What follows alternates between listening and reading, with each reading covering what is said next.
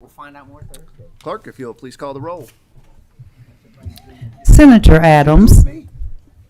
Senator Douglas. Senator Harper Angel. Senator Higdon. Senator Howe. Senator Mays Bledsoe. Senator McDaniel. Senator Nemus. Senator Thayer. Here. Senator Thomas. Representative Banta. Here. Representative Bratcher. Representative, thank you. Representative Callaway. Present. Representative Kleins. Here. Representative Dixon. Representative Pfister. Here. Representative Flannery. Here. Representative Gentry. Representative Heverin.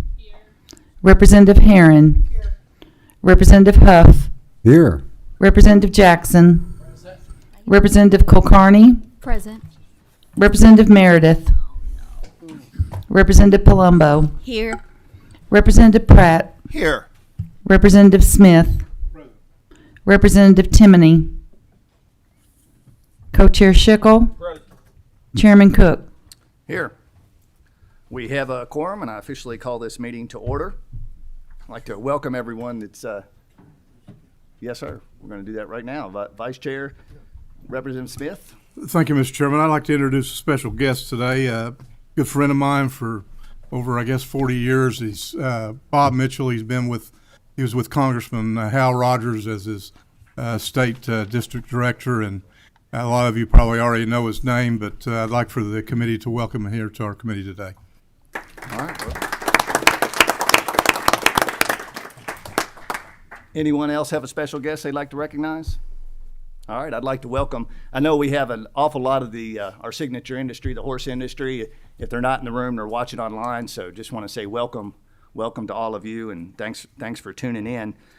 To start off, we lost a legend in Kentucky, not only in Kentucky politics, but in horse racing this week. We lost Governor Jones, a dear friend to the industry, to everyone in politics around the state of Kentucky. And Governor Jones once said he was taking some heat when he was governor, and he was taking some heat for supporting the horse industry. And he said, if I wasn't supporting our signature industry, I wouldn't be doing my job. So I think it's very fitting that we're here today and we're going to combine politics and horse racing. I think he would absolutely love that. How exciting for the team over at Airdrie. They announced this week that they're going to have this year's Kentucky Derby winner is going to go stand stud there.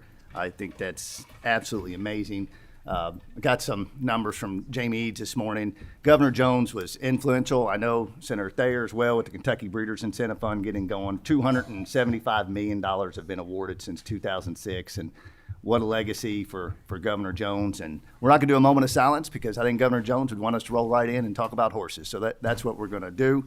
And I'm thrilled to honor his legacy. We're going to start right off. We've got the Jockey Club here with us today. And we're going to learn. We've had so much legislation passed for our signature industry the last couple of years. It's very important that our L&O team here, that we understand part of how this business works. And the Kentucky legislature needs to pay attention because we have 60,000 employees, and I know we all know that number by heart. We have 60,000 employees right here in Kentucky, plus all your, the splinter industries that go off of it. And the Jockey Club regulates so much of what goes on, from the foal being born to registration to statistics that go on with it. And we're absolutely thrilled that Jockey Club's here to present. And sir, if you want to come forward and introduce yourself for the record, we look forward to your testimony. Just 1 second, we need to approve last month's meeting. So if we have a motion. Second. We have a motion and a second. All those in favor signify by saying aye. Aye. All opposed, nay. Meetings are approved. Now it's your turn, sorry.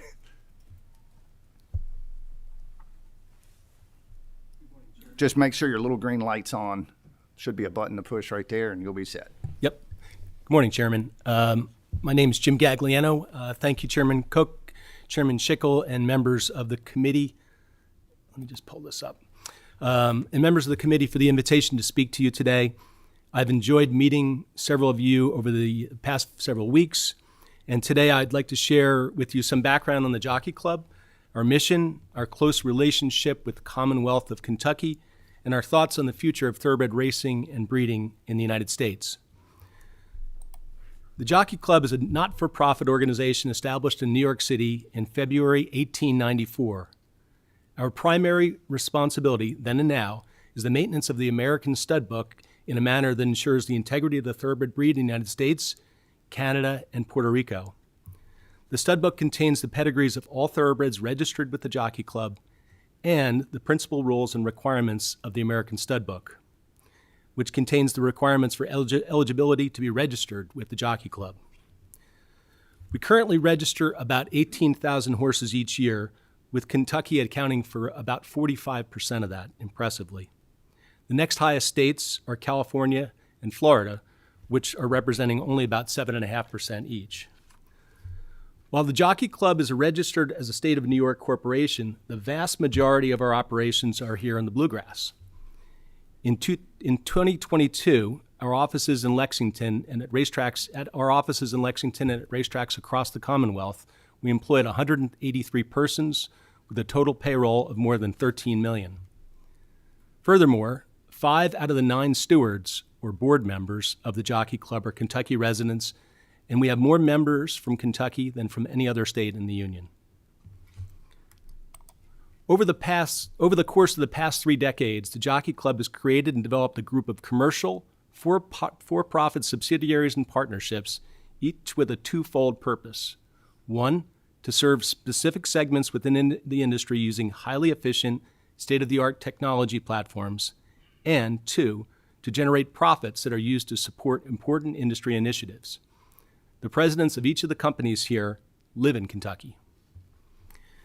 The Jockey Club is the technology backbone of the thoroughbred industry, and its employees include software developers and computer system engineers, experts in pedigrees and racing data, and technicians trained specially to manage the timing of horse races, including the use of global positioning satellites. We also have a team of journalists, editors, videographers, and graphic artists who help us produce our publications and social media content. This is in addition to those that work in administration, accounting, marketing, human resources, and data input. We also have a charity located in our Kentucky office, the Grayson Jockey Club Research Foundation, which is the nation's leading source of research funding for horses of all breeds. Our companies and employees interact with the industry and the public on a regular basis. In Kentucky, you see this in our everyday interactions with our registration services personnel, the use of our horse farm management software on farms, the production of sales catalog pages, and racing programs and chart callers at Keeneland, Churchill, Turfway, Kentucky Downs, Ellis Park, and many others. However, I'd like to say what distinguishes our company from many others is the impressive dedication that my coworkers have to our mission of improving thoroughbred breeding and racing, a dedication I know that I share with this committee. We think this is borne out with the average length of service of our employees, which is 15 years, or 3 times the national average. We have 20 employees whose tenure exceeds 30 years. Throughout its history, the Jockey Club has taken a leadership role in critical and wide-ranging areas that benefit the industry, ranging from medication and equine welfare, such as with the Thoroughbred Aftercare Alliance, which you'll hear about later, and marketing of the sport. The welfare and safety of the racehorse summits, the equine injury database, several comprehensive studies of the sport, and America's Best Racing, our fan development initiative, are examples of that commitment. Since 2010, the Jockey Club has funded nearly $90 million in investments across more than 100 separate initiatives, many of which are rooted in or have ties here in Kentucky. The Jockey Club is also America's link to the sport worldwide, with connections to the countries so important to Kentucky's thoroughbred export industry. We are a founding member of the International Stud Book Committee, and we hold key positions within the International Federation of Horse Racing Authorities. So that's the background on our organization. Now I'll turn to the future of the thoroughbred industry and where we hope to see it improve, in particular in the areas of welfare, integrity, safety, and marketing. When the Jockey Club was founded in 1894, it was the concept of 8 leaders of the sport, chaired by financier, sportsman, and Kentucky breeder James R. Keene. These 8 patrons of the turf aimed to create an association that would, quote, ensure order instead of the growing chaos of the sport, end quote. They adopted a resolution that read, in part, that the purpose of the organization would be, quote, not only to encourage the development of the thoroughbred horse, but to establish racing on such a footing that it may command the interests as well as the confidence and favorable opinion of the public, end quote. The chaos that those leaders sought to avoid was a result of the sport remaining ununified, with different rules in its various jurisdictions, which could range from state to state or even from track to track. To succeed, thoroughbred racing needed to be a national sport. 128 years later, we know that history proved those 8 gentlemen to be correct. In a very similar way, we believe that the implementation of the Horse Racing Integrity and Safety Authority was a much-needed step to protect the integrity and safety of the national sport. HISA will ensure the integrity of our sport and improve the safety of our equine and human athletes. We appreciate the leadership role of many in Kentucky's congressional delegation that they played in shepherding this legislation through the U.S. Congress. But I'll acknowledge that the rollout of HISA has not been smooth. But thanks to the cooperation of many of the states, Kentucky chief among them, improvements are being made every day. I'd also like to acknowledge that the University of Kentucky Forensic Testing Lab has become a vital part of HISA and is one of just 5 labs nationwide recognized by HISA. In past years, there were more than 3 times that many labs countrywide, many of a poor standard. That's a huge, huge accomplishment. In 2008, the Jockey Club launched the Equine Injury Database as a service to the industry. The EID is the sport's first national database of racing injuries, and it seeks to, 1, identify the frequency, types, and outcome of racing injuries using a standardized format that will generate valid statistics. 2, identify markers for horses at increased risk of injury. And 3, serve as a data source for research directed at improving safety and preventing injuries. As noted on the screen and reported annually through the Equine Injury Database, thoroughbred racing has made great strides in improving the safety of the sport since the inception, with 2022 being recorded as the safest year yet. To help market horse racing, which was one of the recommendations from a comprehensive study of the sport in 2011 by the world-renowned consulting firm McKinsey & Company, the Jockey Club developed America's Best Racing, a multimedia fan development platform to attract new fans to thoroughbred horse racing. ABR, as we call it, their digital and social media strategy centers on creating new fans through a website, social media, and enhanced video production of second screen social channel live stream shows. Its social media following now is very close to 400,000 regularly, with 80% of those followers impressively under the age of 44. And in 2023, the Kentucky Derby live stream show that was produced by ABR produced more than 250,000 views. ABR is also one of the largest sponsors of racing on television. Through a partnership with the New York Racing Association, more than 1,000 hours of racing were televised on Fox Sports in 2022. So in closing, I want to thank the Kentucky Legislature for the opportunity to update you on the Jockey Club and the overall sport. We remain grateful for your unwavering support of thoroughbred racing and breeding, and we're proud to be part of the vibrant community and businesses that are here in the Commonwealth. Thank you, and I'm available to answer any questions you may have. Thank you for testimony. And just want to let the committee know that we've got a lot of speakers on today, so I'll allow for 2 questions or comments, and then we'll have to get with everybody after the meeting to answer on that so we can keep moving. So Representative Vanna. You mentioned markers. What kind of markers?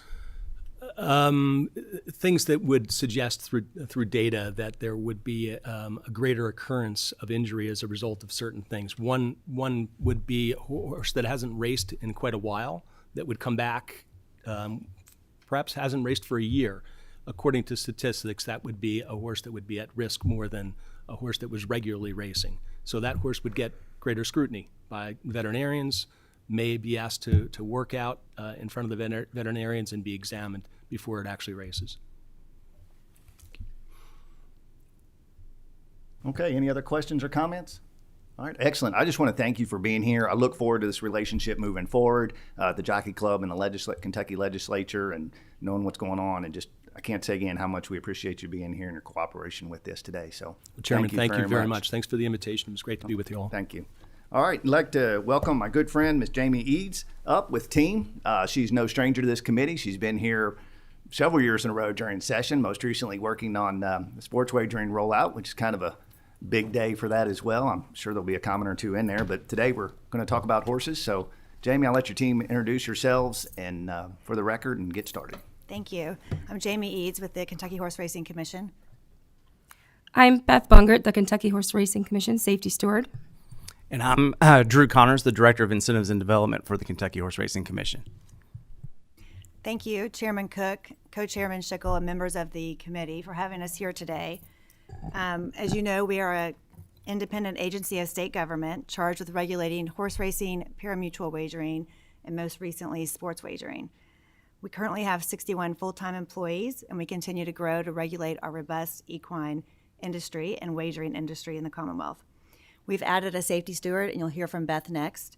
We've also added a sports wagering team that includes auditors, investigators, analysts, and earlier today, mobile went live across the Commonwealth, adding to our wagering platforms. Before I turn it over to Beth, I just want to take a quick moment to highlight the vibrant industry we have in Kentucky right now. We have 5 thoroughbred racetracks, Churchill up in Louisville, Ellis and Henderson, Keeneland and Lexington, Kentucky Downs down in Franklin, and Turfway Park up in northern Kentucky. We have a year-round thoroughbred circuit. We recently concluded the Kentucky Downs meet, and we had over $24 million paid out. $9.2 million of that was the Kentucky Thoroughbred Development Fund, and 10 of the 11 $1 million plus stakes races were won by a Kentucky bred, which is awesome. Yesterday, I was up at Churchill visiting with Beth and some of the field staff team, and I happened to catch the 4th race up in the stand, and there was I think it was a maiden claiming for $42,000, 12 horses in that field. I went and looked up last night, and every single race yesterday at Churchill was won by a Kentucky bred. So that's another awesome thing to just show how vibrant and successful we are. We have 3 standardbred tracks. We've got Corbin in Corbin, Kentucky, Red Mile in Lexington, and Oak Grove in Christian County, along with the Kentucky Proud Series, which is state funded and includes harness racing at 7 of our county fairs and a championship at Red Mile. Oak Grove, this meet was also very successful. We had wagering of over $7 million. They had a high handle day of nearly $420,000, double what was offered or what the handle was the previous year, and they offered purses of $6.5. I know you'll hear from Red Mile later, so I won't say much other than we just wrapped up our championships, which Drew will also speak to. And then we have Corbin running for the first time at Corbin, opening on October 15th. We have one new track in the Commonwealth for the first time that I know of, which is quarter horse racing. They had their first meet last April. It was also very successful, and I know you'll hear from them later, so I won't take time on that either. Our purses are very strong in Kentucky, and most of that is based on the dollars generated from historical horse racing. We have 10 locations, 2 more on the horizon. Over $8.5 billion was wagered in the Commonwealth this past fiscal year. $51 million of that went to the Kentucky Thoroughbred Development Fund, $15.7 million went to the Standardbred Development Fund, and $59 million went back to the general fund. So I want to thank each of you for your support of our industry, which has allowed us to continue to grow across the Commonwealth. I'd also like to acknowledge our racetracks who continue to invest in the best product and improving the infrastructure, most recently with the retail launch of sports wagering, which was on September 7th, and the mobile launch, which began today. And we look forward to sharing those numbers with you as soon as they're available. I'm going to turn it over to Beth. Good morning. My name is Beth Bungert again. I'm the new Kentucky Horse Racing Commission Safety Steward. In recent weeks, because I've only been employed for a few weeks, I've been just establishing the position. I spend a lot of my time currently just maintaining a presence, monitoring backside facilities, spending time at the races. This includes working with horsemen, not as I'll speak of more what I'm doing later, but there's a little portion of my time that I spend bridging a gap with horsemen and new regulation. It's imperative and vital that these horsemen are educated and are aware of regulation. So people coming up with questions and wanting to do things right, which is good. But a larger part of my time has been spent integrating with track management, their equine safety teams at Churchill, CDI, and Keeneland, as well as spending time with the stewards and integrating with them, state veterinarians, and the state investigators. I've been assisting them to enhance oversight and protocol and adherence to regulations. Through our discussions, we found that maybe devising a meat startup criteria would work well, maybe safety protocol and inspections before meats start up. Some places already do this, so we're trying to figure out what they're doing and what's working, and then also what we can expand on to make sure that our racing surfaces, the saddling paddocks, and the stabling areas are as safe as they can be. A large portion of my time also this month, because it is new, has been just requesting access, and that's access to physical location so I'm able to do my job, and also accessing information that's necessary. A large portion of this coming from Encompass, which is the Jockey Club. I use entry information to evaluate entries, past performances, different things, vet lists, to create my spreadsheets, to keep data, to see if there's anything down the line in the future, if there's some pattern similar to what we just kind of heard, but I'm keeping it from my perspective. See if we can, down the road, figure out ways to help the industry. I guess that leads me to the last part. I also have requested that the racetracks, whenever they make safety implementations or changes, to notify me, and Churchill Downs did that right away, right out of the gates with this Stride Safe. Some of you may have heard of Stride Safe technology. I think the KHRC has a history with them. But it is a risk assessment model. It evaluates the soundness of the animal in categories 1 through 5, 5 being the highest risk and 1 being the lowest. You can think hurricanes. This category 5, which is the highest risk category, albeit only 6 out of every 100 horses approximately that they tested in previous occasions are category 5. Out of that level of unsoundness, I guess I should say, 80% of those horses went on to incur catastrophic breakdowns and injuries. So if we could do something in the future, I mean, right now, Churchill Downs is using that information to educate their horsemen so that they have the knowledge, maybe they didn't know or they didn't see something, and now they know, hey, maybe there's a stop sign, slow down. It's good to implement things like this. So that's basically what I've done, my wrap in the last few weeks. We as an industry, as we're trying to make progress towards being as safe as we possibly can racing here in Kentucky. All right, Chairman, members of the committee, thanks for having us here today. My name is Drew Connors, and I'm the Director of Incentives and Development for the Kentucky Horse Racing Commission. And as you look out past Kentucky and you look at the racing landscape, some things may be a little worrisome. Where you have, like just this year, Golden Gate Fields closing their doors at the end of the year in California, or just last year, the historical Arlington Park closing their doors in Illinois. But we have a secret weapon. We're Kentucky. We're the horse capital of the world. And we're not closing racetracks. We're building racetracks here in this state. Just next month, we have our first standardbred race meet at the brand new facility, Cumberland Run in Corbin, Kentucky. I won't steal too much of Revolutionary Racing's thunder because they're coming up to present too, but hopefully here soon they will have a brand new HHR facility in Boyd County that's set to open up, and hopefully soon after that following a brand new quarter horse racetrack that we'll be racing at. And you can't forget back in 2019, Oak Grove opening down in around Hopkinsville with a brand new HHR facility and standardbred racetrack as well. And just last year, Turfway Park tore their facility down to the ground and built a brand new first-class facility up in northern Kentucky. So racing is strong in this state, and that goes to the credit of you all for that support. There's no better time right now to own a Kentucky-bred racehorse or to breed a Kentucky-bred here in the state.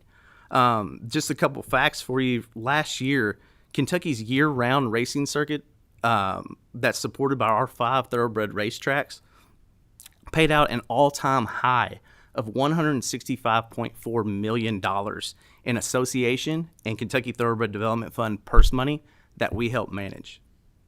That propelled us above all other jurisdictions with an average purse per race of $114,000.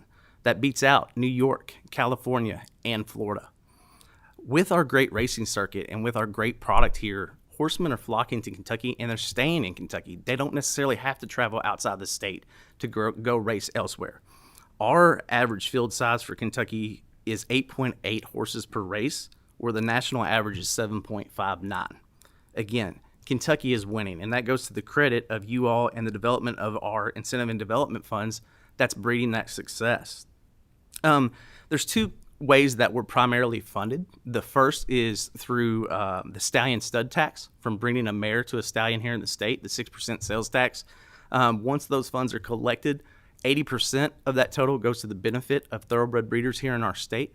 13% goes to the standardbred, and the remaining 7% actually goes to support 11 non-race breeds in our state that they compete in horse shows here in Kentucky and outside of the state and earn points, and we award them as well. The second primary driver of our funds is the parimutuel tax on HHR. And then also you get a portion of live wagers that are placed at the racetrack on races happening there, and then also simulcast wagering at any other Kentucky track or tracks across the country. So again, like I say, Kentucky is thriving, and to prove that, our incentive funds just last year, the Kentucky Breeders Incentive Fund, we paid out $17.4 million this year to breeders of Kentucky-bred thoroughbreds, representing 4,671 wins across the country and in some cases across the pond as well too. And that's just for wins, an average award of about $3,700 that we give back to people that invest in Kentucky breds. The Kentucky Thoroughbred Development Fund that supports the purse programs at our 5 thoroughbred racetracks here in Kentucky that I mentioned earlier as well. We paid out $45 million to owners of Kentucky breds racing here in the state of Kentucky. As Jamie mentioned yesterday, our Standardbred Development Fund that's capped by the Kentucky Sire Stakes. The Kentucky Sire Stakes has become one of the richest sire stakes in the country, and they've created their own racing circuit going from April to November now at Oak Grove, the historic Red Mile, and now Cumberland Run. And some of you, I see a couple faces that came out and support us at the championships at Red Mile, so thank you all for coming out and being a part of that. The non-race side, the 11 non-race breeds I was talking about, we've awarded them $1.4 million this year for their efforts and for them showing at horse shows here in the state. And again, I'll try not to steal too much from Revolutionary Racing that you're getting ready to hear from, but I cannot wait to see what quarter horse adds to Kentucky. We're going to have breeders and owners moving here, buying farmland, being an economic driver. You know, you're going to have feed bills, vet bills, the whole 9 yards driving our economy here in this state. So in short, thank you all for having us here today, and the efforts you've made are working for Kentucky. We are successful. We will still remain to be that horse capital of the world. Thank you all so much. I just want to connect a dot here. So we have the higher purses. Kentucky breds are dominating. We just finished a 2-week marathon of a sale at Kingland. And so these higher purses it's a demand. We had, I think Chauncey can correct me if I'm wrong, we had around 30 separate countries, foreign countries that came here that are buying our product. And then that money is going to our breeders and our farmers right here in Kentucky. And then they turn around and they're reinvesting it. They're painting their barns, they're building fence, they're buying tractors. And that's going right back to our farmers, to our feed companies and everything else. So the whole thing just trickles down, and it's absolutely amazing, and that's why it works. I believe Representative Smith has a comment. Thank you, Chairman. And I do want to give a lot of credit to Leader Thayer for, we've been racing, I've been a part of racing for 15 years. And we've experienced the lows and we've experienced the highs. And the lows are going into the injuries. And I just want to touch on it just real quick. We've all read about in the last 6 months. I guess it started at Churchill with some injuries, and they had to move their meet. I want to say something to you and bring it to your attention. Be careful, how you attack these things, because perception is reality. And we've had horses break down. We've lost horses. We've lost young horses to colican because we breed. Things are going to happen. And we have to pay attention that we don't let the outside world categorize us as enemies of animals, because we're not. We've got a lot. I have a love for my horses. I go and see them. We have them in Grays, Kentucky, at a farm where we have our yearlings growing, and just down from the new track going in Corbin. So I say all that to say it's important, the impression that we give the world, because we are the world in Thoroughbred. They look at us.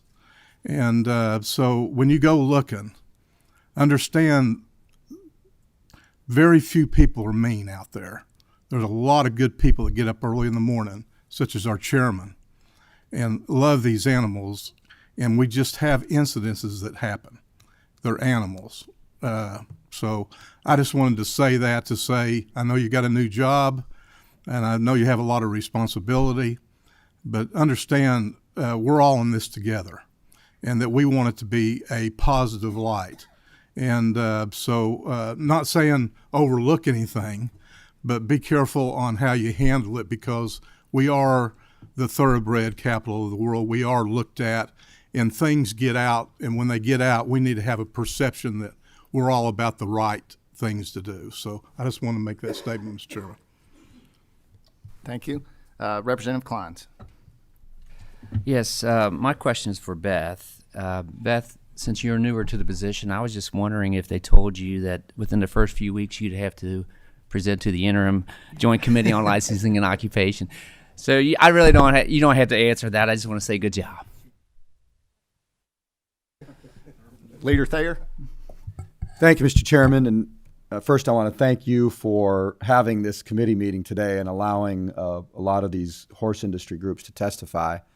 Really important. This committee has done some great work over the last few years. That work has helped stabilize Kentucky and put us in a strong position of growth. As Drew mentioned, there are some other states where the industry is experiencing distress. You just named a couple of them. There are others: Maryland, Arizona, Florida, and they don't have a strong legislative support system in a lot of those states like we have here. I want to thank Drew for the great work he's doing on the Kentucky Breeders Incentive Fund. That's my baby. I passed that in 2004 when I was a freshman legislator. That was part of Governor Ernie Fletcher's tax modernization plan. And I remember the next year, I got a call from a lady horse breeder in Maryland, and she started yelling at me because 4 horses had left her farm to come to Kentucky to take advantage of our Breeders Incentive Program here. And I said, ma'am, with all due respect, I don't represent Maryland, I represent Kentucky. So Jamie started out at the Racing Commission, protecting and growing that program. I want to thank her. But I think this committee owes the Racing Commission a huge thank you because of the implementation they have done on bills that we have passed. Historical horse racing has changed the world for Kentucky, and they've done a terrific job overseeing the implementation and the regulation to protect bettors, fans, horsemen, tracks alike. And then, of course, sports betting. I remember back in April, we had all these talking head sports betting journalists, supposed experts on sports betting from other states. Philadelphia, a guy from Philadelphia comes to mind, saying there was no way we could have sports betting implemented in time for the NFL. Well, guess what? We did it. And the Racing Commission did a great job on implementing both the retail and the mobile. And so I just want to say thank you for the great work you're doing on the Breeders Incentive Fund, on HHR, and on sports betting, together with the myriad other things that you have to do. I really appreciate it. The horse industry is what brought me to Kentucky 31 years ago, and you guys are doing a great job continuing the long tradition of the Racing Commission protecting and enhancing the sport here in Kentucky. So thank you guys, and thank you, Mr. Chairman. Thank you, Senator Thayer. I'm breaking my own rule here. We're going to go for some more. Senator Thomas. Thank you, Chairman Cook. And I was going to wait to the end, but since Senator Thayer spoke, I just want to second everything that he has said. Many of you here, I see my good friend Chauncey Morris in the back, have heard my stories about how I learned to read and write at the racetrack, which is mostly true. But again, you can't underestimate the importance of horse racing to Kentucky. It's synonymous. When people think about Kentucky, and I have friends all over the country, many of whom I saw this past weekend. The first thing you hear about is the Kentucky Derby. And I get all the time, Reggie, when can I come to Kentucky Derby and spend some time with you? I want to go back to Mr. Gagliano for just a minute, because I've had numerous conversations with Chauncey about how to better market the sport. And Mr. Gagliano, there you are. I am very pleased to see this year, how well, how excellent the thoroughbred industry is being marketed and being attracted to young people. The ideas that I've had that I share with Chauncey are being implemented. I turn on the TV and your major sport networks, CBS, ESPN, they all have highlighted thoroughbred racing this year. So I applaud you for the work that you're doing to get the word out about what a great sport this is nationally and internationally across the country. And again, I just want to second everything that Senator Thayer has said about what has been done in partnership between the legislature and industry to make this the greatest sport in the world. All right, and I've held this last one for last on purpose, because I think Representative Meredith, I think I know what you're going to talk about. So, floor is yours. Thank you, Mr. Chairman, and not really a question, but in a moment of personal privilege, I just want to say to Jamie and the entire team at the Horse Racing Commission, what a success the rollout of sports wagering has been. Obviously, we're in the early hours of mobile sports wagering in the Commonwealth, but we've had almost a month now of retail sports wagering going on in Kentucky. I think the number that I saw as of yesterday was $4.5 million being generated for the Commonwealth of Kentucky to go into our permanent pension fund and to support our problem gaming fund and to support the regulation that you all are doing at the Racing Commission. And just to put that into perspective, that's $4.5 million that would have been going into the budgets of the state of Indiana, the state of Illinois, the state of Ohio, the state of Tennessee, West Virginia, and Virginia, had we not passed that in this body this session. And to further what Senator Thayer said a few moments ago, we could not have seen the rollout that we had without the hard work and the long hours that Jamie and her team, Wakas, Chairman Rabinowitz, and the members of the commission put into studying what other states had done well, what other states had done wrong, and how to create a good program here. And you all have done a fantastic job. So thank you for that implementation and all your work. All right. Thank you, Racing Commission. Thank you for being here. Appreciate it. We reserve the right to call you back again. And we will. Thank you. Great job. If the Thoroughbred Aftercare Alliance could make their way to the table. With all this success, obviously we need to talk a lot about animal welfare and protecting our workers and everything else. And a big part of that is the aftercare for some of these thoroughbreds when they retire. And that's why we've invited Thoroughbred Aftercare to tell a little bit about what they do and how they do it. And I think down the road, this is something the legislature needs to talk about is how we can help the industry with this part. So if you all could introduce yourself for the record, and floor is yours, Mr. Bloom. Okay, well, first of all, thank you, Chairman, and to the committee members for allowing us to come here and present to you today. I'm Jeffrey Bloom, the president of the Thoroughbred Aftercare Alliance. To my left is Emily Driesen, our director of funding and events, and on the far left is Stacy Clark-Rogers, our executive director. All righty. So we're here today to talk about aftercare and what that is, what that means. Essentially, as it relates to the racehorse industry, any racehorse it entails anything that a racehorse will encompass after their career in racing is over, which actually also includes horses that were bred to race that never quite made it to the racetrack. So we're talking about quite a lot of horses that need to find another purpose, rehoming, and a safe haven to land when their racing career is over. And that encompasses, again, many different facets. It could be a variety of disciplines that include therapy. It includes show horse, jumping. Oftentimes it includes just sanctuary. So we'll cover that in a little bit more detail as we move along. And just a little bit of a quick background on who the Thoroughbred Aftercare Alliance is. It was founded in 2012 by the generous seed money provided to us from the Jockey Club, the Breeders' Cup, and the Keeneland Association. And so I'm going to go ahead and hand this conversation off to Emily to dive into a little bit more detail. Thank you, Jeff. There we go. Thank you, Jeff. My name is Emily Dresden. I'm the Director of Funding and Events at Thoroughbred Aftercare Alliance. The horse racing and breeding industry plays a substantial role in Kentucky's economy. It generates billions of dollars in economic activity, provides numerous jobs, and supports various ancillary industries. Kentucky is the largest seller of thoroughbreds at public auction. Fasig-Tipton and Keeneland sales combined to generate over $750 million in annual sales. 227 of the 236 thoroughbred stallions standing in Kentucky are registered with the Kentucky Thoroughbred Development Fund. $115 million in tax revenues are generated for Kentucky through the thoroughbred industry annually. $33.6 million impact on employment from the thoroughbred industry, as well as over $1 billion impact on labor income, and $2.7 billion impact on the total value of the industry production. The thoroughbred industry creates over $1.9 billion in labor income for people, with more than 60 job categories relating to the industry. Racing operations have a $517 million direct impact on Kentucky's economy.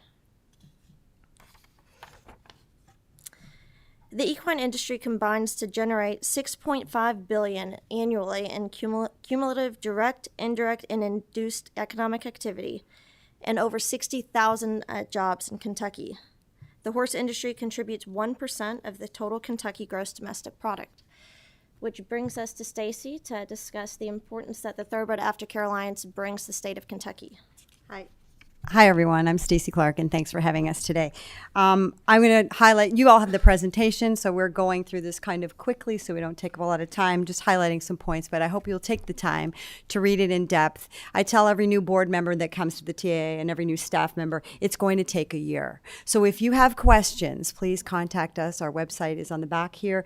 We're happy to help and educate you on this very important initiative that was started here in Kentucky. The Thoroughbred Aftercare Alliance's leadership position makes us the most credible leader in aftercare, a strong fundraiser as well for thoroughbred aftercare organizations. The Thoroughbred Aftercare Alliance is the only accrediting body. I'm going to let you do that. Since 2012, more than 15,500 horses have found new homes or careers through thoroughbred aftercare organizations. They're all accredited. These organizations have transitioned, as Jeff mentioned, former racehorses into eventers, champion show horses, partners in equine assisted therapy programs, living tourism destinations such as the very popular Old Friends in Georgetown, Kentucky. What is accredited aftercare? I think that's a new question. Everybody had that in 2012. I think it was a great idea. Accredited aftercare is in great importance to Kentucky due to the state's deep-rooted connection to the horse racing industry, and it is a commitment to the well-being of thoroughbred racing. Just as an adjunct to that, accrediting means that we go to the organizations and make sure that they're doing a good job, so that when people are investing in charities and hopefully investing in the Thoroughbred Aftercare Alliance, that they are finding that this is already, we've already done the due diligence. So we're like the Better Business Bureau for thoroughbred charities. The cultural and historical significance. As you know, Kentucky is already well recognized as the horse capital of the world. It's been mentioned a couple of times today. Given the historical significance and ensuring the proper care and support, As Representative Smith talked about, thoroughbreds throughout their entire lives looking after thoroughbreds in their entire lives is a responsibility that your state takes seriously. The state of Kentucky has already developed successful breeders' incentives such as the KBIF and the KTDF. Supporting Thoroughbred Aftercare Alliance would ensure the proper retirement, retraining, and rehoming while underscoring the state's own dedication to animal welfare. Sustainability. Sustainable horsemanship practices are vital for the continued support of the horse racing industry. Demonstrating, as mentioned, a commitment to the Thoroughbred Aftercare Alliance helps mitigate the concerns of horse welfare and enhances the whole industry's longevity. Stakeholder engagement. Thoroughbred Aftercare Alliance initiatives foster collaboration through already various stakeholders in the horse racing industry. Racing associations, breeders, trainers, owners, and the broader community already work together to create comprehensive aftercare programs. These efforts build bridges between the different segments of the industry and promote a unified approach to horse care. While these collaborations are commendable, it does not now meet the funding needs of accredited organizations. The TIA initiatives provide an opportunity to educate the public about the proper care of horses after their racing careers. The Thoroughbred Aftercare Alliance voice and leadership on aftercare is essential for public perception. Awareness of Thoroughbred Aftercare Alliance can help dispel myths, clarify misconceptions, and emphasize the dedication of the thoroughbred racing and breeding community. What do you have here in Kentucky? We currently have 10 accredited organizations here in the state of Kentucky, 20 facilities. So we have 88, just to give you an overview, we'll have 87 or 88 this year organizations that will be accredited, and we'll have 130 facilities. So some of our organizations, like the Thoroughbred Retirement Foundation, has a farm here in Kentucky at the prison, and so that is a facility, not necessarily just an organization. We have 5 organizations that are focused on rehabilitation, retraining, and adoption. We have 4 organizations focused on sanctuaries, as mentioned, our MIMS are old friends. 2 organizations providing equine-assisted therapy, such as the prison. 1 organization providing therapeutic riding, like Central Kentucky Riding for Hope by the Horse Park, beautiful organization. And 1 facility, as I mentioned, operating the prison. So let's talk about their budgets. The total annual budget of the Kentucky groups alone in the TAA is about $10,086,000. The total 2022 grants that we gave to these organizations is $940,000. Of those 10 organizations, we only give away $3.5 or $3.6 million a year. So percent of the budget for Kentucky, we give away 9.3%. So where are the horses? All time since 2012, almost 6,000 horses, Kentucky-bred horses, have been in all TAA-accredited organizations. Currently boarding, there are almost 900 horses in TAA organizations. That's 74 of our current 82 organizations. 74 of them are organizations with and outside of Kentucky that house Kentucky-bred horses. I'll leave this one for you to look at. This is just the number of horses and where they are in relation to the Kentucky-breds only. This is just Kentucky-breds, where they are in the state. So quickly, a summary of what we're talking about today. And like I said before, this is a bigger project and maybe a more comprehensive discussion if any of you want to contact us. The Thoroughbred Aftercare Alliance is important to the state of Kentucky because it aligns with the state's cultural, economic, and ethical values. By prioritizing the welfare of retired racehorses, Kentucky can continue to be a leader in responsible horsemanship and set an example for the entire horse racing industry. With accredited funding, the TAA will be able to help in the future of the horse racing in the state of Kentucky. And I do want to just, tip the hat to the board and to the organization itself. The Thoroughbred Aftercare Alliance was established in 2012 and has gone out to the rest of the world and been an influence. We've mentored Japan, we've mentored Australia, we've mentored in France, we've been part of the Jockey Club's initiative, IFAR, that they're a part of. And so we've been outside in the world, and they've created organizations similar to the TAA. We've also worked in close partnership with the standardbred industry for them to start their own, and they mentored with us for 2 years in our office. Thank you very much. All right, thank you. And also, I'd like to add that list, so many farms that take care of their own. I think you would find most of the farms around have a field full of old retired mares they out do. there living out their days. So Senator Mays Bledsoe. Thank you, Chairman. Thank you all so much for the work that you do, and I find it such an important component of the thoroughbred industry and the racing component. I've seen firsthand an off-the-track thoroughbred become a very good show horse, a jumping horse. I've been to the places that have them for autistic kids who are learning through therapy, for women who've experienced sexual trauma and other trauma, and I've gone through the healing of working with horses. I've seen it. It's a phenomenal opportunity for second, third careers, I think, for racers. And it's something that we have not, I think, given as much highlight to as in these conversations. So thank you, Chairman, for giving them that opportunity. And I just really applaud what you do in trying to take care of what we enjoy maybe once, letting them have a long life, and really finding the best uses for them. So just want to say thank you, and I really encourage your work and support it. Thank you. Senator Thayer. Thank you, Mr. Chairman. I appreciate the work you all do. First of all, full disclosure, Jeff and I own a racehorse together. He owns half of them. I own one share of 180 shares in the other half. But we still root pretty enthusiastically for him every time he runs. I appreciate the work you do. Old Friends is in my district, in my hometown, and they do great work over there. I just want to dive in just a little bit on industry funding for TAA. Where does the money come from? We've got a lot of industry groups out there, a lot of alphabet soups out there, and I mean that in terms of the acronyms for all these industry groups. I'd like to know about the level of support you receive annually from the top organizations in the racing and breeding industries. Well, for sure, the biggest supporter of the Thoroughbred Aftercare Alliance is the Jockey Club. They are a founding partner, and we actually are housed in their office. Very graciously, they allow us to stay there. They've been a great supporter and a great partner in the alignment of the idea that this is an important marketing tool, as well as it is important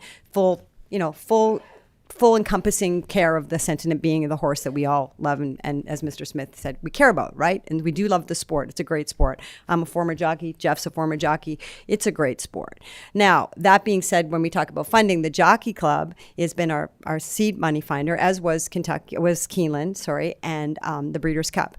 The sales companies are our second largest supporter, for sure. And then we have stallion farms that also contribute. And then it sort of trickles down quickly. But the top 10 supporters are largely based in organizations that are affiliated here in Kentucky, but also have, like Fasig-Tipton's a great supporter, and they have also sales in New York. So, yeah, and racetracks. We have racetrack support. The First Racing is a big supporter. Keeneland is a good supporter both on the sales side and the racing side. And we also have support from NYRA. So, yeah, some of the bigger entities in the industry. What about Churchill Downs? Churchill Downs matches what the horsemen do. So the horsemen, the HPBA, the KTA together, they do a per start, and they what the horsemen donate to the TA. Let's say it's $25,000 in starts. Depending on how many horses, like field sizes are good for us, right? You have 12 horse fields, that's great. It's 25 times 12, and then Churchill will match that and send it to us. Great, thank you. Keep up the good work. Thanks so much, guys. Thank you.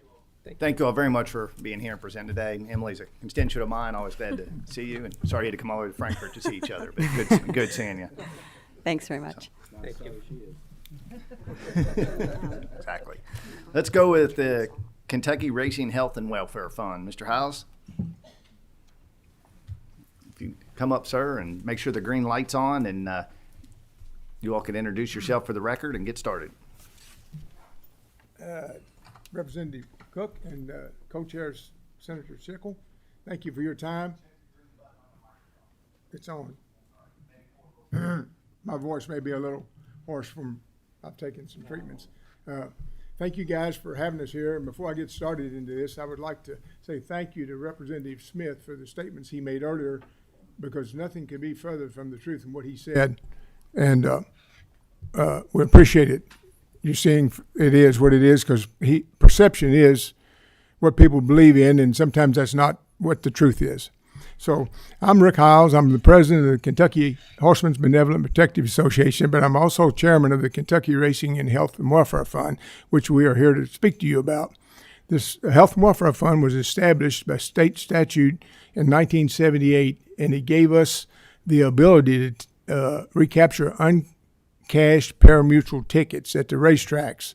At the time, there was no simulcasting, there was no ADWs or anything, so we got the uncashed pari-mutuel tickets to take care of the backside workers and people at the training centers and involved in the thoroughbred industry that weren't able to take care of themselves from a medical standpoint, dental, pharmaceutical, whatever have you. Our funding was good for several years, but with the advent of the ADWs coming in, we knew that uncashed pari-mutuel tickets were going to dwindle because electronic wagering, there is no uncashed. It all gets contributed to account. And then COVID hit, and we went 2 years where we had the racetracks closed, so our funding even went further down. So our funding has gone from around $2 million a year to last year was down to $709,000, and it came back up a little this year, but we expect this to dwindle in the future. And we feel like that we have to take care of the people on the backside that have no means to take care of themselves, because if we don't, they become a care of the states. And we've got directors, and I'm the chairman. We're all volunteer. There's no salaries for us. And we have a staff that has been able to negotiate some of these bills down from hospitals and doctors through the years, doing a really great job. But that's become even more difficult now to get these hospitals and doctors to give you the discounts that they used to do. So we're here looking at this committee, and we thank you for all you've done for us in the past, for guidance or some way that we can offset this funding so that we can keep taking care of people on the backstretch and the workers, because without them, we'd be in a terrible mess. And so I guess we're here asking for some kind of help, if you can, to help us find a way to supplement this fund. And if you, we take care of probably between 2,000, 2,500 people a year. We have a clinic in Louisville by Churchill Downs that we staff with the University of Louisville nursing staff to take care of people. We have a place in Northern Kentucky at Turfway Park, which we work with the Northern Kentucky University and their nursing staff to take care of these people. And then we have arrangements with several companies for pharmaceutical, Kroger's and Walgreens, or what have you, to take care of these people. So if you have any pertinent questions that you would like to ask, I have my executive director here with me, Richard Rydell, which is on a day-to-day basis with these people, and he can answer any of your questions. So that's a pretty good program. Does anybody have a comment or question on and understand what they're doing? Senator McDaniel. Thank you, Mr. Chairman. So did I hear you right that you're asking for a state appropriation for this program? We're asking for guidance, and if there's any way funding could be made to help us. When you say funding, I hear appropriation. So. Okay. We're at a loss for money to keep this program going at the level that it's at. It's uniquely at the tracks, correct? Well, and the training centers. And anybody involved in racing, we have guidelines they have to go by, and the trainers have to make a certain amount of starts for his employees to be eligible. How much money are we talking about? How much money? Mm-hmm. I'm going to say we're probably between $1 million and $1.5 million a year at loss if it continues to decline at the rate it's at. And that's the total program statewide? Yes, we do statewide. We operate at every racetrack and training facilities, and we cover everybody in the whole state. All right. Thank you. All right. Got some homework on this one. Any other questions or comments? If not, thank you, gentlemen, for being up here. Okay. Appreciate it very much. Thank you. Thank you. Leader Thayer, Breeders' Cup up next. I believe you'd like to do the introduction. Thank you. I would, Mr. Chairman, and I have a strong personal connection to the Breeders' Cup. I worked there from 1999 to 2007, and those were some great years. And I'm going to let the folks at the table do their self-introductions, but the woman in the middle, I believe, deserves special introductions. We worked together very closely when I worked at Breeders' Cup, and she has been with the company for 41 years. So she started when she was in elementary school. Clearly. And she has risen up the ranks to her position at the Breeders' Cup, and now she's one of the most widely respected racing officials in the world. The Breeders' Cup attracts horses trained all over the world, from Japan to Australia, occasionally, England, Ireland, France, regularly, sometimes Germany. And Dora Delgado has gained the respect of people from all over the world in the industry, and I'm glad she's here today. And the main reason we put them on the list, Mr. Chairman, is back about 5 years ago, the General Assembly passed a permanent tax credit for the Breeders' Cup to entice it to visit Kentucky frequently. We allow the host track, Churchill Downs or Keeneland, in their arrangement with Breeders' Cup when it comes to Kentucky, to retain the parimutuel tax bet in Kentucky on the 2 Breeders' Cup days, the Friday and Saturday of Breeders' Cup weekend. It's a very good incentive. It doesn't cost the state very much money, but it's important to the Breeders' Cup and the host tracks.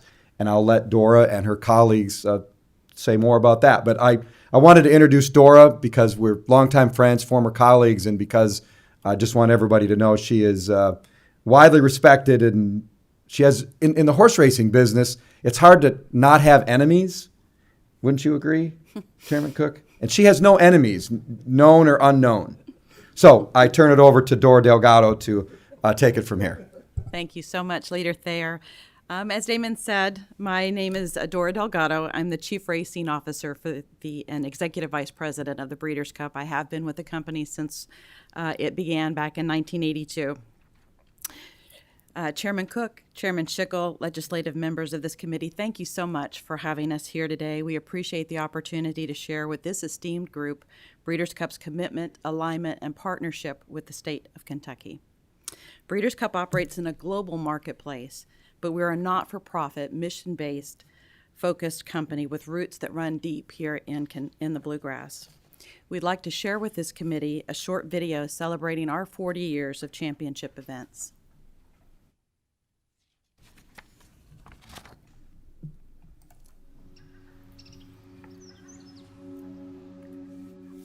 "40 years ago, we were founded for thoroughbred racing.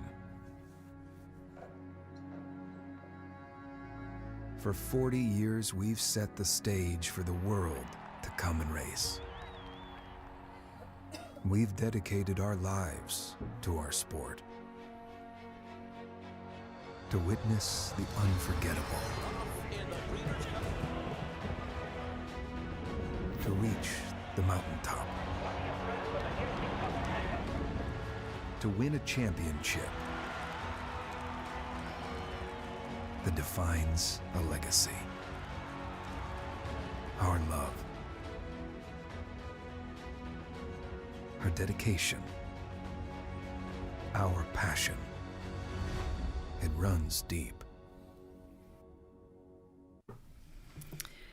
So the Breeders' Cup World Championships is thoroughbred racing's greatest year in event. We crown 14 champions and provide $31 million in purses and awards, raised in part by our nominators and breeders, many of them here in Kentucky. The event attracts the best competition from 6 continents and from 16 countries from around the world.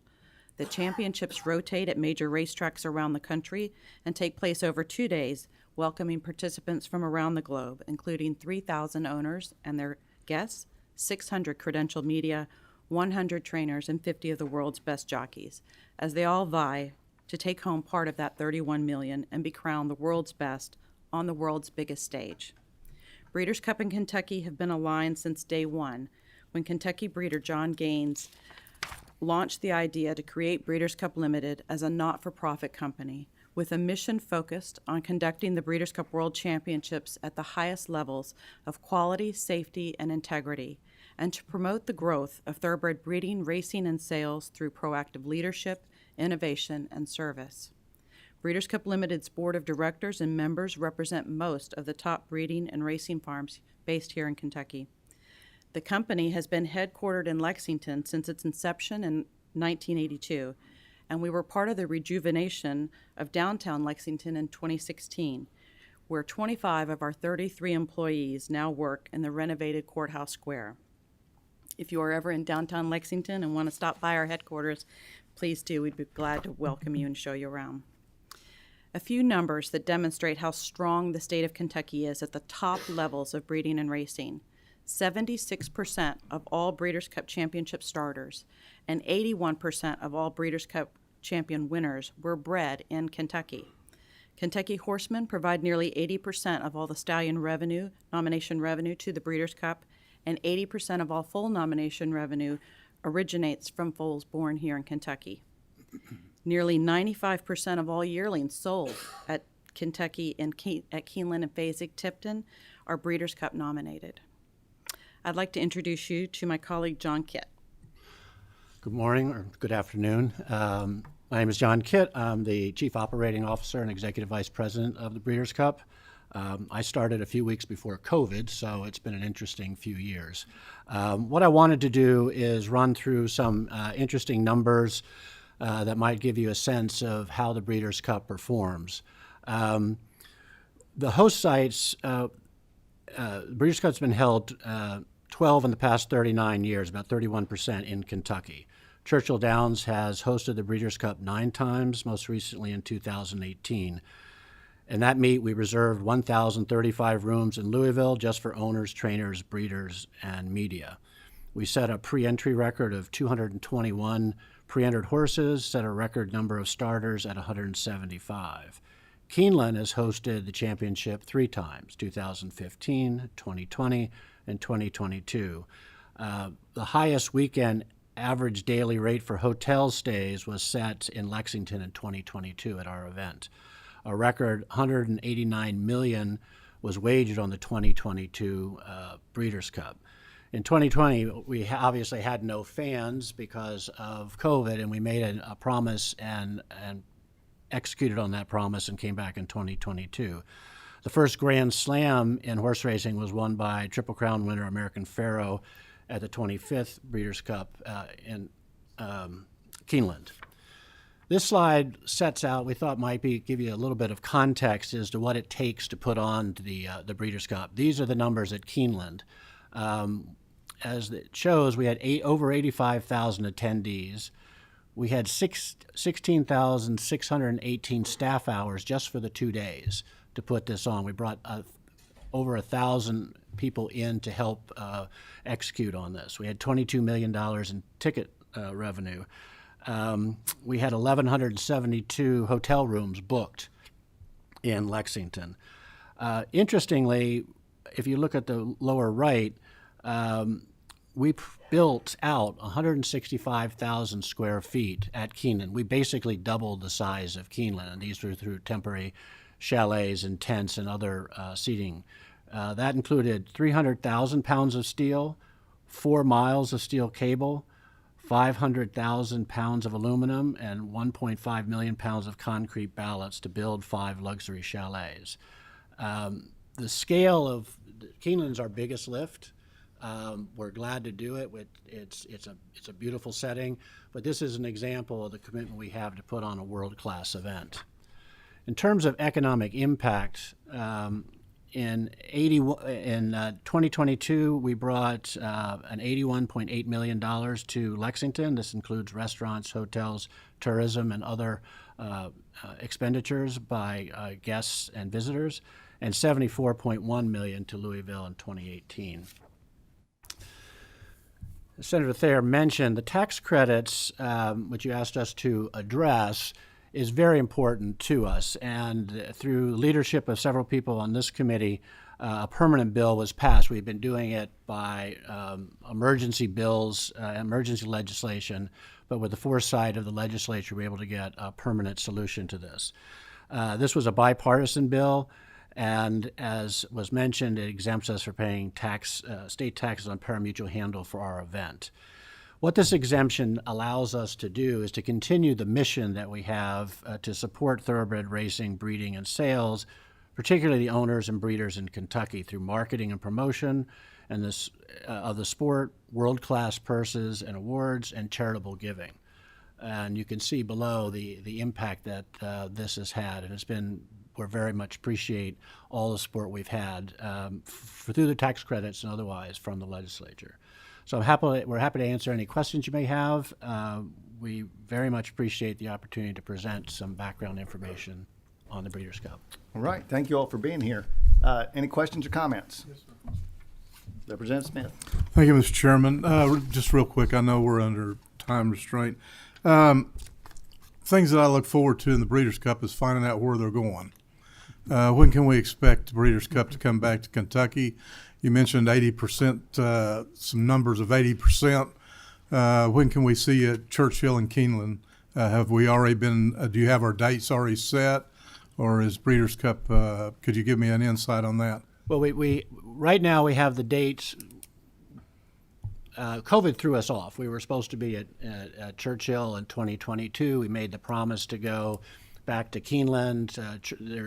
It's a complicated equation of trying to align operational needs. Sometimes construction gets in the way, sometimes new turf tracks get in the way, and we're also trying to make sure that we follow the lead of the founders, which is to bring the Breeders' Cup around. When the Breeders' Cup helps support racing in other jurisdictions, that redounds to the benefit of Kentucky because of its being the center of thoroughbred horse racing. We have not reached a decision on any location after 2025. We usually have a 3-year window. We're currently in discussions with Churchill and Keeneland and other tracks to decide. Well, if you could, just keep us in mind of the year we lost, and maybe give us a duplicate, maybe back to back, to get us caught back up in the rotation. If you could do that, and also as a racing owner, and we all pay our $600 or whatever that fee is when we breed, because in hopes of having the one. Gulfstream has something that is always caught my eye, and is a claiming weekend. The top claimers, you can take your horse down there if it meets the qualification, but they have great purses for a weekend for claimers. I don't have Claiming Crown, yeah, and I don't have to tell anybody involved in horse racing. That's most of the time where we're at with our horses, because they make up probably the biggest part of the racing that day is the claimers. But I'd like to encourage some sort of the Breeders' Board to look at maybe some sort of structure like that too, instead of just going after the top horses. They're going to be the stallions and the top. Think about the ones that are paying the bills too, and maybe give us an incentive to fight and give us something to look forward to. That just throwing that out, to look outside the box, because not everybody makes it to the Breeders' Cup as owners, but we're still out there every day paying the bills and trying to keep the industry going. So I just wanted to throw that out, and also please get us quickly into the rotation. We want you here, and it is a great asset for our state. So thank you. Thank you, Mr. Chairman. Senator Mays Bledsoe. Thank you, Chair. Just real quickly, I was on the City Council back when we voted to the courthouse, and the fact that the Breeders' Cup was going to be a long-term tenant and committed to be there was very much an integral part of that conversation. It's great for us as a city to have you there, and it's great for downtown, especially in that facility. The visibility is fantastic, and I just hope you're a long-term tenant in the future. Absolutely. We love it down there. All right, thank you, Breeders' Cup, and man, I think anybody was at the Breeders' Cup at Keeneland that first time, and every other time, it's an amazing experience. So thank you all for being here today. Appreciate it so much. Let's go to Revolutionary Racing, quarter horse racing in Kentucky. Get to welcome back a very good friend to this committee, my mentor, former representative from the 69th District, Adam Koenig. I don't know if we should swear him in or not. I guess we'll. But welcome back, and looking forward to hearing about quarter horse racing. Thank you, Mr. Chairman, Chairman Schickel, members of the committee. It's good to be back. I appreciate you all having us, and I think we're going to start off with a video. Is that right? Yeah, we're going to start with a video with one of our employees that highlights the important economic investment that Revolutionary Racing is making. It's bringing jobs back to Eastern Kentucky. I'm Rachel Martin. I'm the marketing manager for Sandy's Racing and Gaming, and I grew up here. I've lived in Ashland and Boyd County my whole life, born and raised, and I love it. I'm passionate about the community, and I'm so excited about the economic growth that is happening in Eastern Kentucky and to be a part of it all. It really is incredible. So 16, 17 years old, I was planning where I wanted to go to college, and I knew I wanted out of town. I wanted to get out of here, see what else there was to offer. So I left, and it was about 8 years before I came back because the hopes of finding a job and a career I was interested in and passionate about was slim in this area. There was not a lot to choose from. So when this opportunity presented itself, I jumped right on it. There was nothing I could be more excited to be a part of. I knew this would be amazing for this area and for the people, and no one was more deserving than this community. So I moved home, and I'm so excited to be a part of this.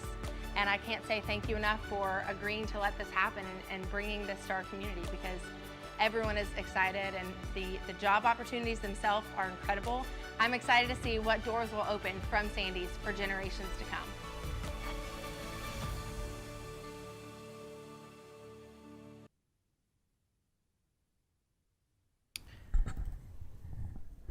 Thank you for allowing us to do that. I'm going to talk briefly about the meet that was held in April at Red Mile, the first Kentucky quarter horse meet since 2010. We worked with Revolutionary Racing to provide quality amounts of purse money so that we could make sure that our first meet was a memorable one that would bring back horsemen from all over the country, and I think we succeeded at that. We ran for 6 straight days, which is difficult to do, but thanks to a joint effort from everyone, especially Larry Lucas, who I think spent 3 days in Louisiana hustling people just to come up and run in our meet. You can see the numbers. I know you have those in your packet, that we ran 6 races a day. And you'll see in there that the field sizes were moderate, but we're just now getting started. And as we work over the next many years to provide quality product, we get more farms and breeders to come here in Kentucky, just as we've heard has happened over the years with thoroughbreds and now standardbreds. We're a little behind, but I hope in 5 to 10 years, we will be providing the same sort of quality and impact to Kentucky as the other 2 types of racing here in Kentucky will provide. But we were close to $28,000 on average per race, and that's pretty good for an operation that didn't have HHR money. So it's only going to get better from here. So I'm happy to answer any questions, but I know time is limited, and I want to pass it over to Connor. Thank you, Adam. My name is Connor Lucas, Chairman Cook, Chairman Schickel, and the members of the committee. I would first like to just thank you all for the passing of Senate Bill 120 and House Bill 551. I think it's very fitting that the meeting today is on the first day of online sports wagering, so it's a very exciting day for Kentucky and for our industry. Without these 2 pieces of legislation, we believe that the growth of the horse racing industry in this state would be an uphill battle, to say the least. While we know what it takes to grow a healthy racing and HHR business, as demonstrated in Virginia, we are certainly new to the state of Kentucky, and more specifically, Eastern Kentucky. That being said, we have been blown away and are beyond grateful for the legislative support and from those sitting before us today. Here's some stats to prove that government and business can work together. So at the facility you guys just saw in the video, we have a total investment right now of about $75 million, with $35 million of that being in construction costs.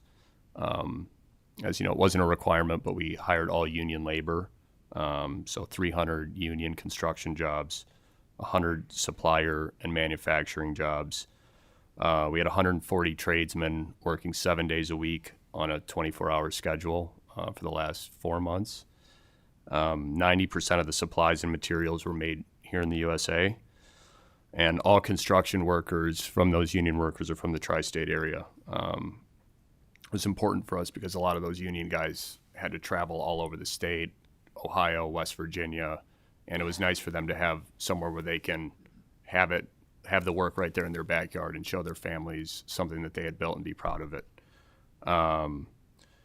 So we anticipate to open in the next 30 days. So it's kind of crunch time right now. Very exciting. As you guys saw from the video, construction progress has progressed pretty heavily. We held 2 job fairs over the last month. We got 1,200 applicants and have filled 246 positions year to date. We expect an annual payroll tax of $11 million in revenue generated. Average compensation with benefits of $48,000 and an average hourly rate of $18. We expect to pay $15 million to the Commonwealth, $7.8 million to purses, and $3.8 million to the Breeders' Award. We can already see the impact of your support from these stats that this had on the people of Kentucky, and we know now even that there's even more to come. We join them in saying thank you. We are incredibly excited about what this investment will mean for Kentucky horse racing and for the economic revival of Eastern Kentucky. Thank you for your time today and the unwavering support you have shown. Thank you. All right, thank you. I don't think we have anybody. Yep, Patrick Flannery's pretty close to that area. I was going to ask if we had somebody close there, but Representative Flannery. Thank you, Mr. Chairman. Comment, please. Yes, sir. Thank you to the folks at the table, particularly to Connor. I want to extend my thanks for all that Revolutionary Racing is doing, all the new employment, all the construction jobs that are taking place. I'm really looking forward to the opening and having live racing also very soon. Not in my district, but very close, right across the street. But I will still claim you.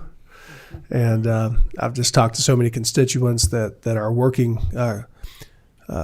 on the construction of it right now, that have actually found employment, that are part of the almost 250 people that have been hired on. And I really believe this is going to be a big piece of the puzzle for rebuilding the region and all the economic development that is to come. Thank you all.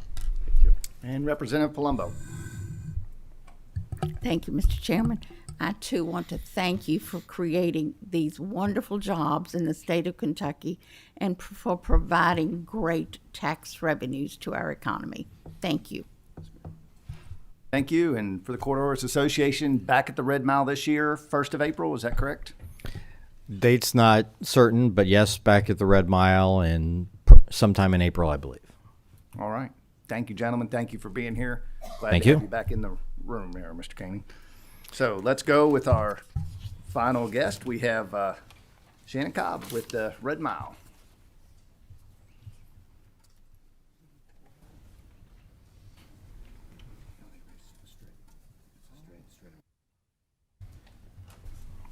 If you could please introduce yourself for the record, and the floor is yours. I'm Shannon Cobb, Chief Operating and Financial Officer for the Red Mile. I apologize in advance a little bit if my throat cuts out. I'm trying to get over a cold, so I apologize for that. Good afternoon, Chairman Cook, Chairman Schickel, members of the committee. I appreciate the privilege to speak to you today on behalf of the Red Mile and the standardbred industry. For those of you who may not be as familiar with our history, the Red Mile has conducted harness racing since 1875. It's the home of the Grand Circuit, with over $5 million in purses, and the home of the Kentucky Futurity, which is the third leg of trotting's Triple Crown. Our race meet, along with the yearling sale, pulls owners, breeders, trainers, and fans internationally from a host of countries. In spite of its storied history, the Red Mile and harness racing in Kentucky have struggled for many years. The dramatic increase in purse programs offered in other states from casino gambling, mainly in the Northeast, left Kentucky in an extreme competitive disadvantage. You, as legislators, provided the long-awaited opportunity for our industry by giving us tools to compete. Legalization of historical horse racing was lifeblood to the continuation of harness racing in Kentucky. Without it, I do not believe that Red Mile would be in business today. As a direct consequence of your action, Red Mile and Keeneland partnered to create space at our facility, completely renovated, upgraded, and expanded to provide the Lexington market the best in historical horse racing and simulcasting. The results of the before and after the $50 million investment have been very apparent. 361 jobs were created in the community at competitive pay rates, benefit packages, and a host of performance, incentive, and appreciation programs. Our average hourly rate is right up around $20, and compensation packages for full-time employees up around $50,000, along with full benefits. The Kentucky Sire State Program, which Senator Thayer alluded to earlier in his early and continued support, is now competitive with most other state programs. Funded primarily from historical horse racing into the Kentucky Standardbred Development Fund, purses have grown from about $3 million before historical horse racing to $15 million today. Championship finals are at $40,000 each, and 2 additional programs were added to that program to handle the industry growth. Standardbred farms are now buying land and locating in Kentucky. Overnight purses have more than tripled, with increased race dates and race cards with fuller fields. We have renovated many areas of the backstretch, including the construction of a new state-of-the-art paddock and a new state vets building, and we continue yearly to incrementally improve these areas. We are committed to offering a superior guest experience. Our mission is clean, safe, friendly, and fun, and we strive to offer that to our guests with every experience. A noteworthy example to us is our security. Our security director has extensive law enforcement background and works very closely with the local police to create as safe an environment as possible. We believe our efforts have positively impacted the whole Red Mile Road corridor. We were honored recently to be asked to host the inaugural race meets for Cumberland Men at Corbin, and more recently for Sandy Ridge Quarter Horse Racing. We would add that both Revolutionary Racing and Cumberland Run made us all proud to be part of these events. Recently, the passage of sports wagering has added an amenity to our menu of activities. We believe sports wagering will continue to contribute to historical horse racing's growth in the future. That increase will additionally benefit the entire industry and all of its ancillary support businesses.